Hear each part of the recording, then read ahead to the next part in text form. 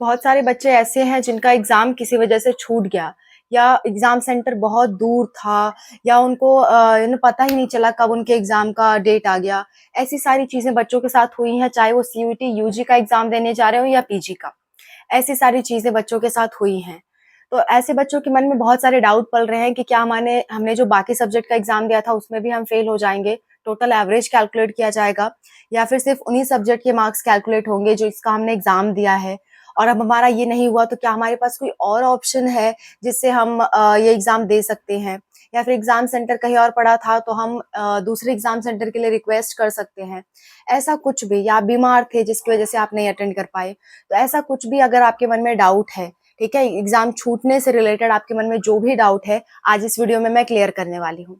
Okay? So welcome to Spark Up classes, this is Suman Yadav. Okay? इन सारी चीज़ों के बारे में आज हम बात करेंगे।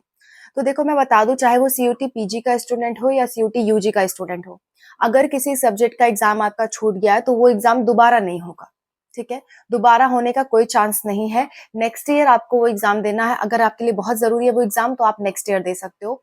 इस साल तो आप नहीं दे सकते।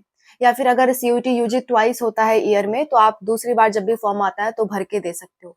अभी कोई चांसेस नहीं है, चाहे आपका जिस भी वजह से एग्ज़ाम छूटा हो, आप उसको दोबारा नहीं दे सकते।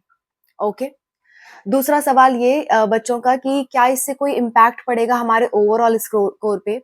तो मैं आपको बता दूँ, जिस भी सब्जेक्ट का आपने एग्ज़ाम दिया है उनके स्कोर्स कैलकुलेट होंगे और उनके बेसिस पे आपको यूनिवर्सिटी में काउंसलिंग करवानी है, ठीक है? काउंसलिंग की प्रोसेस अगर आपको जाननी है तो आप मुझे कमेंट्स में मेंशन करना, मैं वो भी चीज़ें आपको धीरे-धीरे बता दूँगी। कई सारे की काउंसलिंग स्टार्टेड है ऑलरेडी। अगर उस टाइम मेरे पास टाइम ज़्यादा नहीं बच रहा था, मेरी तबीयत भी थोड़ी ठीक नहीं थी, तो मैं ज़्यादा वीडियोज़ आप लोग के लिए नहीं बना पाई। अगर आपको चाहिए होगा काउंसलिंग रिलेटेड वीडियो तो मुझे कमेंट बॉक्स में बताना, मैं इससे रिलेटेड वीडियो जल्द ही बना दूँगी। ओके? नेक्स्ट, अगर ऐसा आपके मन में है कि मान लो हमने 5 सब्जेक्ट भरा था, 5 में से 1 सब्जेक्ट छूट गया या हम नहीं देना चाहे जिस भी वजह से, तो क्या हमारा एडमिशन होगा? तो मैं आपको बता दूँ बेटा, आपका एडमिशन बिल्कुल होगा, लेकिन सिर्फ़ उन्हीं कोर्सेज़ के बेसिस पे होगा, सिर्फ़ उन्हीं सब्जेक्ट के बेसिस पे होगा जिसका एग्ज़ाम आपने दिया है।